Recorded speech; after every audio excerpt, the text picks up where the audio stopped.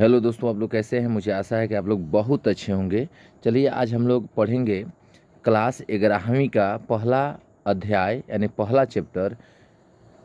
पहला चैप्टर में हम लोग जानेंगे समुच्चय के बारे में अध्ययन करेंगे, समुच्चय का डिफिनेशन जानेंगे, समुच्चय सदस्य या अवयव जानेंगे, समुच्चय को निरूपित कैसे करते हैं ये जानेंगे, रिक्त समुच्चय या समुच्चय शून्य समुच्चय के बारे में जानेंगे, समान समुच्चय है। चलिए देखते हैं समुच्चय जो है, समुच्चय का परिभाषा हम लोग कैसे देंगे दोस्तों।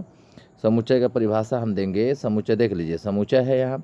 समुच्चय वस्तुओं के सुपरिभाषित संग्रह को समुच्चय कहते हैं। वस्तुओं को सुपरिभाषित संग्रह को क्या बोलते हैं दोस्तों, समुच्चय बोलते हैं। आगे देखते हैं समुच्चय का सदस्य या अवयव। समुच्चय का सदस्य या अवयव, अब इसको कहेंगे कि जो वस्तुएं किसी समुच्चय में हो, जो वस्तुएं किसी समुच्चय में हो तो उसे समुच्चय का सदस्य या अवयव कहते हैं। कितना सरल भाषा है। जो समुच्चय में रहता है उसको ही हम उसका अवयव बोलते हैं या उसका सदस्य बोलते हैं। आगे चलिए देखते हैं। आगे समुच्चय को निरूपित करते हैं करते हैं कैसे करते हैं। तो समुच्चय को निरूपित करने की दो विधियां होती है।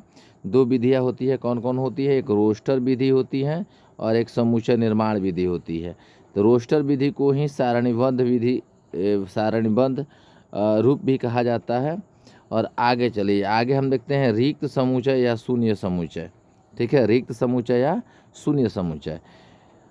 इसका डिफिनेशन देखिए, एक समुच्चय जिसमें एक भी अवयव न हो, ध्यान दीजिएगा, एक समुच्चय जिसमें एक भी अवयव न हो उसे रिक्त समुच्चय या शून्य समुच्चय कहते हैं। ये तो बिल्कुल आपको समझ में आ ही गया होगा कि जिस समुच्चय में एक भी अवयव न हो उसे रिक्त समुच्चय या शून्य समुच्चय कहा जाता है। ठीक है, आगे चले। आगे देखते हैं परिमित समुच्चय और अपरिमित समुच्चय। ठीक है, परिमित समुच्चय या अपरिमित समुच्चय।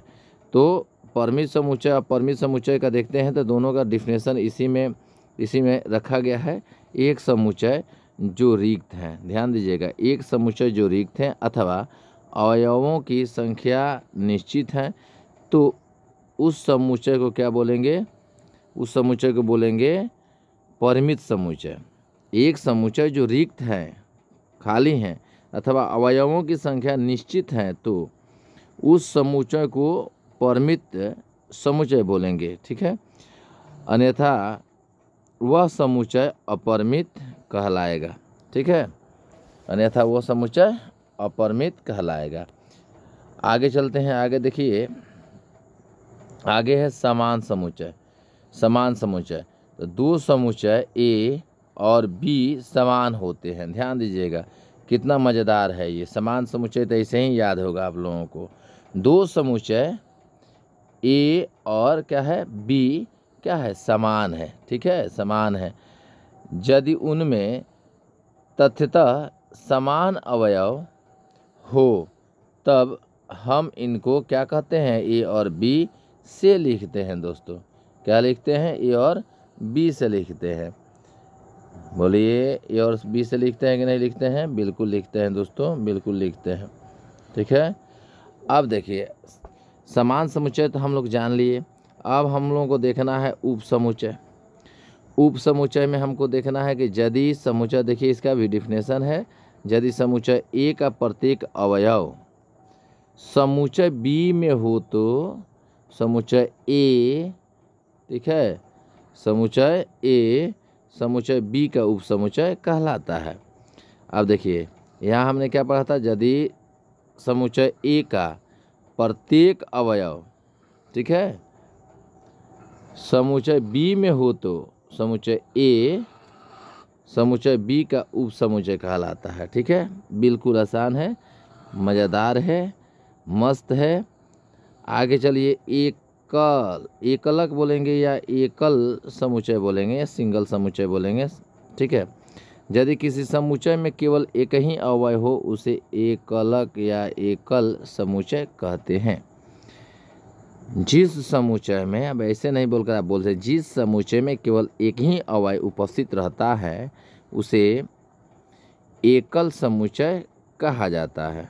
ठीक है, और आप इसको भी बोल सकते हैं कि जिस समुच्चय ए का प्रत्येक अवयव बोल सकते हैं, समुच्चय ए का प्रत्येक अवयव समुच्चय बी में हो तो समुच्चय ए समुच्चय बी का उप समुच्चय है। ठीक है, आया समझ में? बहुत आसान है, बहुत मज़ेदार है, आप पढ़ते रहिए, लगे रहिए, बिल्कुल समझ में आएगा। बस वीडियो देखते रहिए, लाइक सब्सक्राइब करते रहिए, मज़ा आना ही आना है।